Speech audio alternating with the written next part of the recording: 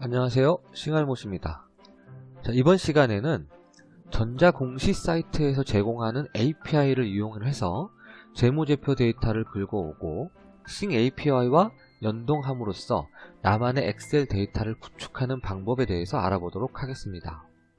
이렇게 구축된 데이터는 그 자체로서 종목을 검색하거나 선정할 수 있는 기준이 될 수 있거니와 또 다른 기준, 그러니까 기술적 분석이나 차트와 같은 것들을 이용해서 선정된 그러한 종목들에 대한 마지막 필터 역할을 할 수가 있어요.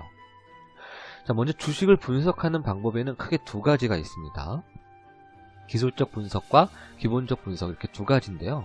기술적 분석은 잘들 아시다시피 차트를 이용한 여러 가지 지표들을 이용을 해서 매수와 매도 포인트를 잡고 매매하는 방식을 말하죠.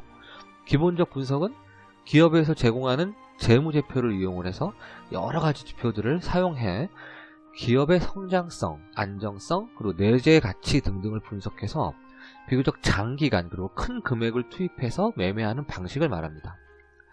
옛날에는 한 10년 전에는 둘 중에 누가 더 낫다라고 엄청난 논쟁이 있었어요. 예를 들면 기술적 분석은 과거의 데이터 흐름이 이렇다고 해서 미래의 데이터 흐름도 그럴 것이다 라고 믿는 하나의 미신, 사이비 종교다 라고 비난을 받았었고, 기본적 분석은 그 지표들이 한국 시장에 맞지 않다, 도대체 언제 시장에서 그 가치를 인정해 줄 줄 알고 하염없이 기다리냐, 또 그로 인해서 잃어버린 기회비용은 어떻게 보상받냐, 투자는 수학이 아니다 라고 맹비난을 받았었죠. 지금은 기술적 분석의 지표를 메인으로 하고 또 기본적 분석의 지표들을 필터로 하는 그런 어떤 하이브리드식의 종목 선정과 투자 방법이 나름대로 개미 투자자들 사이에서 인정받고 있는 것으로 보입니다. 제가 봐도 이게 바람직해 보이긴 해요. 그래서 저도 거기에 포커스를 맞출 거고요. 일단 그러기 위해서는 기본적 분석이 무엇인지 알고 시작해야 되겠죠. 자, 그래서 기본적 분석에 대해서 먼저 알아보도록 하겠습니다. 제가 이렇게 기본적 분석에 대한 나무위키에서 검색을 했어요. 그랬더니 기본적 분석이란 주식의 내재 가치를 분석하여 주가를 예측하는 방법으로 전제는 두 가지이다. 주가는 내재 가치와 다를 수 있다. 주가는 내재 가치에 수렴하려는 경향이 있다. 그러니까 주가의 어떤 내재 가치라는 거를 계산을 해요. 계산을 해서 정해놓고 현재 주가가 그에 비해서 낮을 경우에 반드시 얘가 수렴할 것이다 라는 그런 경향이 있다라는 그 데이터를 기본으로 해서 그 차이만큼의 수익을 거둘 수 있다라고 하는 그런 투자 방법이 되겠습니다. 근데 만약에 이제 그러려면은 이제 뭔가 그 내재 가치를 판단할 수 있는 기준이 있어야 되는데, 그 기준을 재무제표, 그다음에 성장성 이런 것들로 판단을 하는 거예요. 그래서 현재는 어떤 식으로 진행이 되냐면, 기본적 분석으로 기업 가치를 파악하여 이제 매매 시기를 판단하고, 거기다가 기술적 분석을 가미해서 시장의 어떤 미시적인 움직임, 단기적인 움직임에 대응하는 것이 정석이다 라는 식으로 접근을 한다는 거죠. 근데 얘는 이제 기본적으로 한계가 있어요. 어떤 한계가 있냐면, 재무제표는 1년에 4번밖에 발표가 되지 않아요. 그리고 내재가치 차이가 오래 유지될 수 있다. 이 말은 뭐냐면, 언제 시장의 가치를 인정받아가지고 그 내재가치가, 그러니까 주가가 정확하게 내재가치로 완벽하게 수렴이 된다라고 하는 그 시간이 되게 오래 걸릴 수 있다는 거예요. 여기 보면 내가 죽을 나이 되어서야 수렴할 수도 있다라고 아주 극단적으로 적혀있죠. 자, 이런 한계가 있어요. 이런 한계가 있고, 그 다음에 기본적으로 수익률이 높지가 않다. 왜냐면 장기간 동안 기다려야 되기 때문에 그때 잃어버리는 기회비용을 포함하면 수익률이 그렇게 높지가 않다라는 거예요. 그리고 기술적 분석하고의 기본적인 차이는, 이제 기본적 분석은 기술적 분석을 맹신하는 그런 사람들에 의해서는 아예 필요가 없다라는 주장이 있다는 거죠. 그렇지만 대부분의 금융권 종사자들은 기본적 분석은 완전히 배제하고 기술적 분석만 하는 경우는 없다. 즉 두 개를 하이브리드하게 잘 섞어서 쓰고 있다라는 얘기가 되겠죠. 제가 거기에 포커스를 맞춘다고 말씀을 드렸고요. 자, 그러면 어떤 지표들이 있는지 한번 살펴볼게요.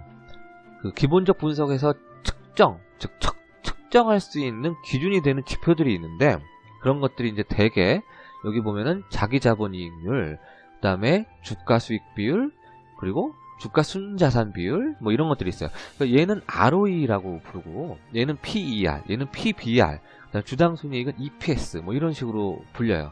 이거 들어보신 분도 계실 거고 생소한 분도 계실 거예요. 그러니까 하나씩 살펴볼게요. 먼저 자기자본 이익률은 평균 자기자본, 즉 내가 가진 돈이에요. 즉 기업이 가진 순수한 돈, 그 돈 분의 당기순이익, 그 분기가 됐던 어떤 1년이 됐던 그 기간 동안 벌어들인 순이익을 나눠준 거죠. 순이익을 자기자본으로 나눠준 걸 백분율로 나타낸 것이 자기자본 이익률이에요. 이 자기자본 이익률은 결국 내가 10%다라는 것은 10억 원의 자본을 투자했을 때 1억 원의 이익을 냈다는 것을 보여준다는 거죠. 그래서 이게 ROE가 높다는 것은 자기 자본에 비해서 얼마만큼 순이익을 냈느냐, 효율적인 영업활동을 했느냐라는 뜻이 되고, 이 수치가 높은 종목일수록 괜찮다, 이 기업은 괜찮아, 아주 튼튼한 것 같아 라고 말할 수 있다는 거죠. 근데 이제 ROE가 단기간에 어떤 특정한 기간에 좋다라고 판단하기보다는 ROE는 꾸준하게 좋다, 꾸준하게 좋은 것이 좋다라고 알려져 있어요. ROE는 높은 그룹이 무조건 높은 수익률을 기록하는 것이 아니라 12% 정도의 ROE를 매년 꾸준히 기록하는 그런 기업 그룹이 장기적으로 괜찮은 주가 상승률을 보인 것으로 나타났다라고 하죠. 그래서 제가 이 ROE를 되게 좋아합니다. 그 다음에 또 주가 수익 비율이라는 게 있어요. PER이라고 하는 거죠.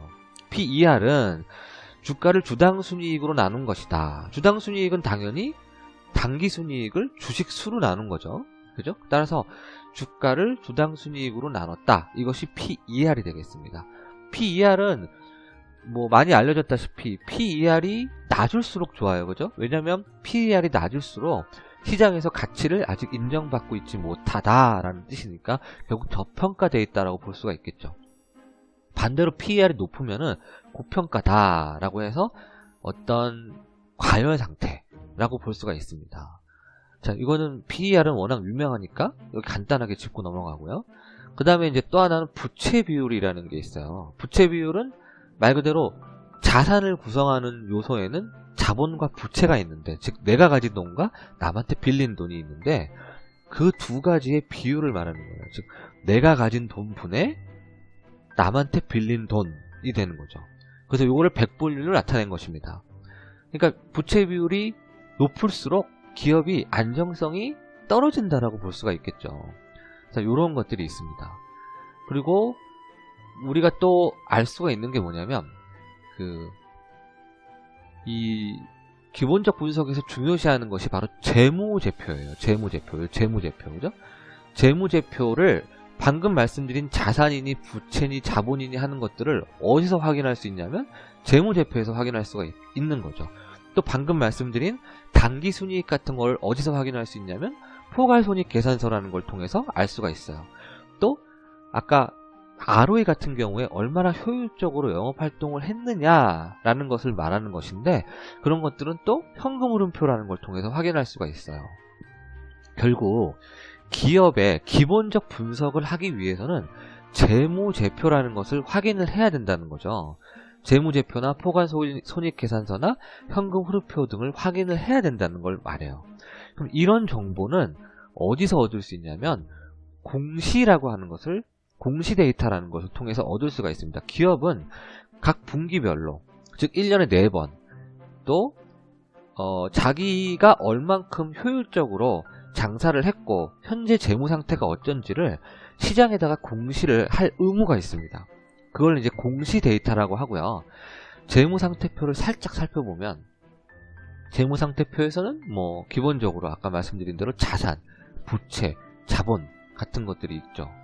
그리고 포괄손익계산서를 보면 포괄손익계산서에서는 뭐 매출액, 매출총이익, 영업이익, 당기순이익 등등을 나타내게 됩니다.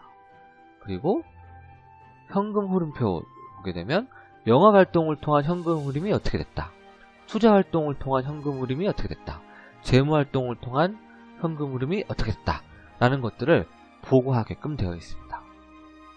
자, 일단 기본적 분석을 위한 기본적 데이터는 이 정도로 보고요. 그러면 이제 공시에 대해서 알아보도록 하겠는데요. 아까 제가 말씀드렸다시피 공시를 기업은 1년에 4번 무조건 해야 돼요. 의무적이에요. 그러면 어디다 하느냐? 옛날에는 그거를 뭐 프린트를 해서 돌리든지 뭐 어떻게 했겠죠. 근데 요새는 그걸 공시하는 사이트가 이렇게 정해져 있어요.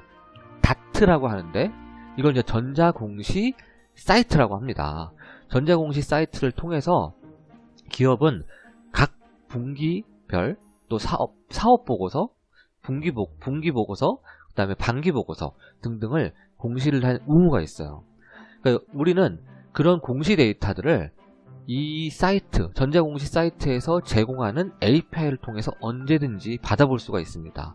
확인할 수가 있어요. 프로그램 안에서 쉽게 말해서 코딩해서 결과를 확인할 수 있어요.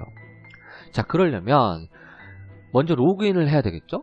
로그인하지 않으면 그런 API를 사용할 수가 없어요. 여기 보면 오픈 API라고 있어요. 그죠? 이걸 사용하겠다는 뜻입니다. 좀 이따 보여드릴 거고, 로그인을 하셔서 로그인을 하시려면 먼저 회원 가입을 하셔야 되겠죠. 그죠? 로그인을 하셔서 제가 그 공시 데이터를 한번 확인을 해 볼게요. 예를 들어서 삼성물산이다. 유가증권을 선택을 하시고 그 다음에 다시 검색을 누르시면 이렇게 삼성물산이 최근 한 공시 데이터들이 몽땅 이렇게 나와요. 그 중에서 분기보고서를 누르시면 이렇게 재무제표를 확인할 수 있는 창이 뜹니다.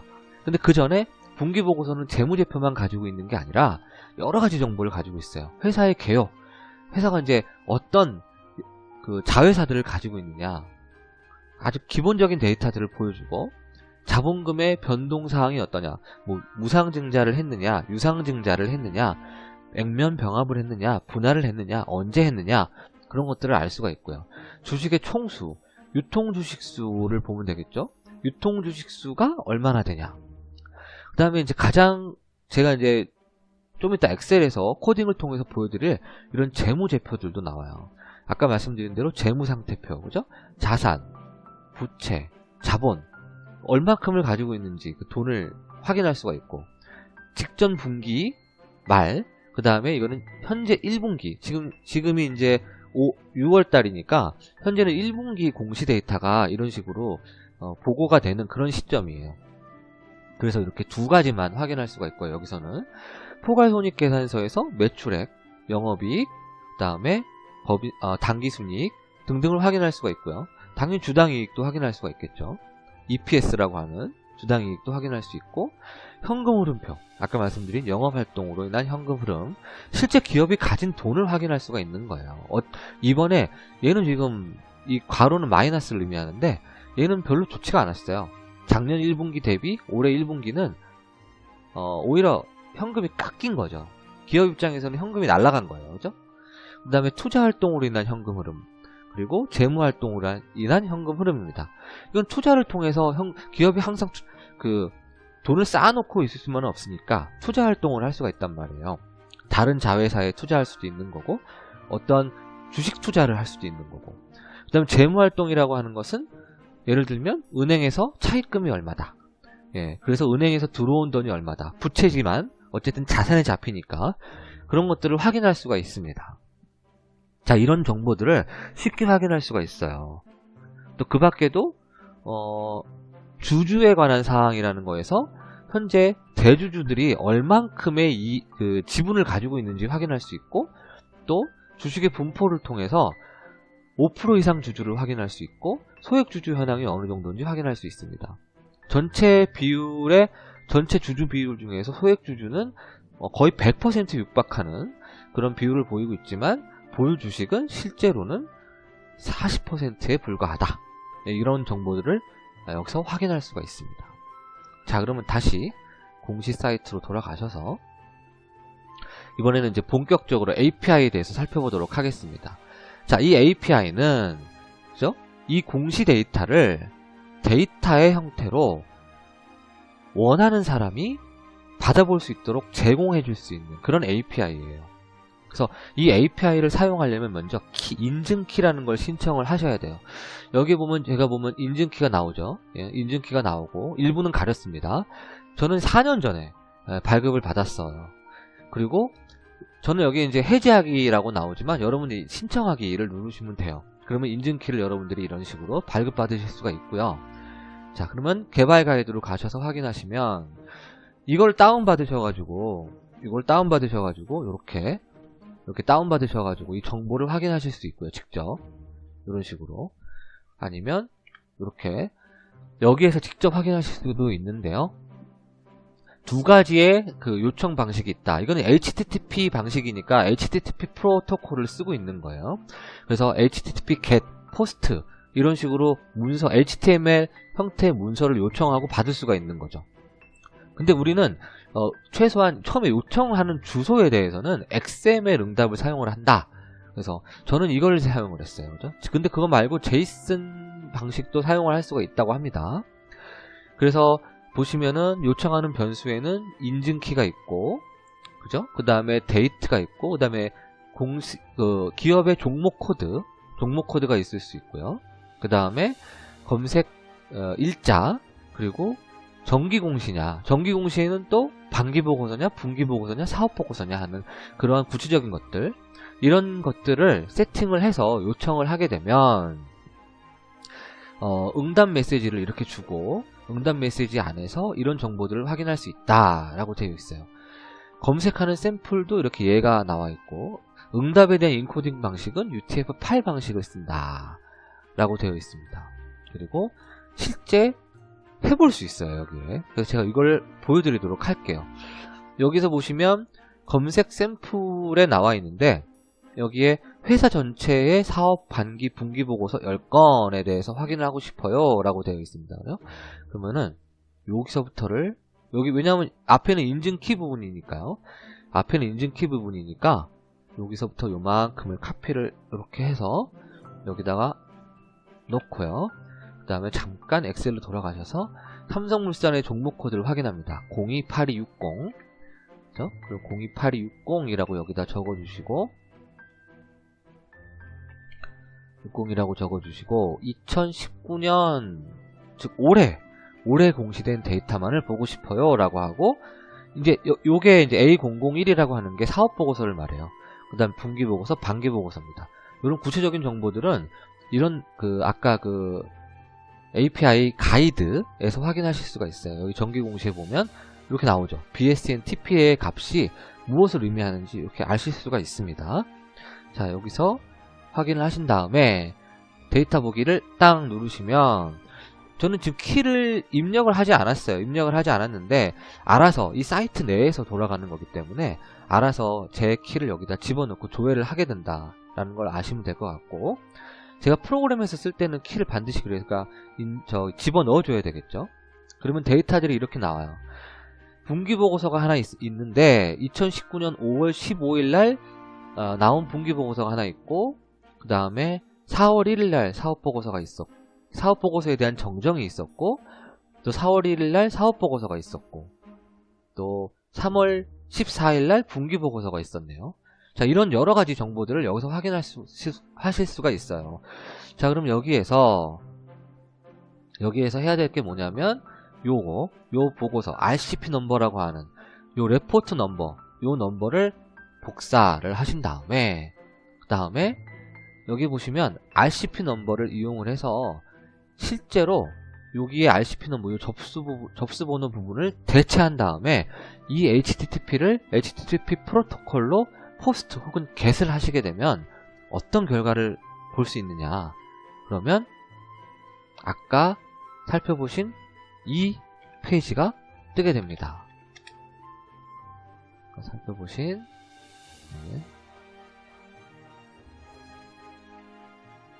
요 페이지, 요 페이지가 뜨게 돼요. 그럼 요 페이지에 대한 요 정보를 가지고 주식수를 가지고 올 거고, 요 페이지에 대한 정보를 가지고 재무상태표, 이 HTML 문서를 파싱을 해서 이 재무상태에 대한 요 숫자들을 가지고 와서 엑셀에다 뿌려줄 거예요. 제가 필요한 모든 정보들을 다 가지고 올 수 있습니다. 자, 이게 제가 오늘 여러분들께 보여드릴 내용입니다.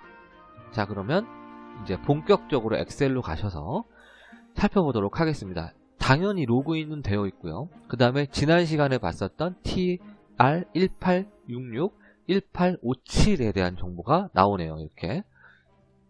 그리고 당연히 여기 보시면 공시 데이터를 가지고 올 수 있는 인터페이스 제가 이렇게 버튼을 하나 넣어놨고요.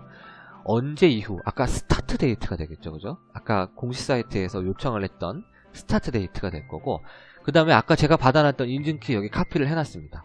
그리고 옆에 보시면 부채 비율, 자본분의 부채 곱하기 100이라는 간단한 설명을 제가 이렇게 써놨어요. 계산식에 대해서 써놓은 거죠, 그죠? 자기 자본분의 당기순이익 곱하기 100, PER, 그 다음에 PBR은 ROE와 PER을 곱한 것이다. 이렇게 놓고 잠깐 살펴보면은 일단 왼쪽 부분은 종목 검색에 대한 데이터로 보이네요, 그죠? 제가 찍어놨으니까. 오른쪽 부분은 그 공시 사이트에서 있었던 재무제표들에 있는 데이터들을 긁어와서 이렇게 뿌려주겠구나 라는 것을 아실 수가 있습니다. 그리고 그로 인한 결과값, 여기 디스플레이 되는 이 값들을 계산식으로 인풋으로 해서 이런 계산에 대한 결과를 여기다가 뿌려주겠구나 라는 것을 예상하실 수 있으실 거예요. 그 다음 여기 보시면 제가 아까 초입에 길게 말씀드렸던 결국 기본적 분석을 위한 지표들은, 즉 오른쪽에 보시는 이 부채 비율, ROE, PER, PBR 같은 것들은 기술적 분석의 결과에 대한 마지막 필터 역할을 할 수 있다라는 거예요. 자, 그러면은 여기서 제가 종목 검색을 한번 해보도록 하겠습니다. 눌러보시면 자, 이런 식으로 7장 예제, 지난 시간에 확인했었던 거는 7장 예제에 대한 데이터를 이렇게 가지고 온 거예요. 그죠? 이 데이터를 가지고 온 거고, 자, 오늘은 특이하게 제가 시작하기 이전에 실행되는 모습을 먼저 보여드릴 거예요. 자, 먼저 보여드리고 그 다음에 나머지 코드 부분에 대해서는 다음 시간에 살펴보도록 하겠습니다. 왜냐면 이게 제가 시간이 길어질 수밖에 없기 때문에 이번에는 제가 아예 2파트 혹은 3파트로 예상이 되는데, 그 부분에 대한 것들을 코딩 부분은 뒤쪽 파트에 대해서 보여드리도록 하겠습니다. 간단하게 실행 먼저 해볼게요. 공시 데이터라는 걸 누르시면 자, 이렇게 보이시죠? 업데이트 되는 게. 그러니까 쉽게 말해서 어떤 분기에 대한 것이다. 분기 보고서의 그 실제 날짜에 대해서 알 수가 있고, 2018년 11월 이후에 공시된 데이터를 가지고 온 거고, 그게 사업보고서냐 분기보고서냐 라는 거를 나타내게 되고요. 아까 보신 RCP 넘버라고 했던 부분이 바로 이 부분이에요. 하이퍼링크 달아서 그 재무제표로 쉽게 클릭만 하면 이동할 수 있게 해놨고요. 이렇게 데이터들이 보시면 오른쪽에 부채총계, 자본총계, 당기순이익, 누적순이익, 지금은 이제 스크롤 됐고요. 그 다음에 이게 나중에 설명드리겠지만 1분기, 그러니까 분기보고서일 경우에는 앞에 부분, 누적 데이터, 순이익, 전분기 순이익을 의미하게 되고요. 사업보고서 같은 경우는 이 부분이 전기에 대한 사업보고서 안에 있는 순이익, 당기순이익, 이거는 그 전기에 대한 순이익 등을 나타내는 거예요.